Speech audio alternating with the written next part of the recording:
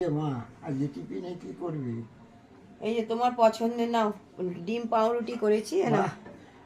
আজকে জিনিস করেছিস তো? হ্যাঁ ধরো, এনো ধরো। দে দে দে দে। বাহ, মা তো খাওয়ার আগে বলে দিয়েছিস। আরে চা আছে, হ্যাঁ, চা। আর সকালে আজকে ছেলেদের কলেজ নেই, তাই আজকে ডিম আচ্ছা, পাউরুটি আচ্ছা। বাবারও পছন্দ, ছেলেদেরও পছন্দ। তা যেহেতু আমি ডিম খাই না, তাই আমার শুধু পাউরুটি। এনো,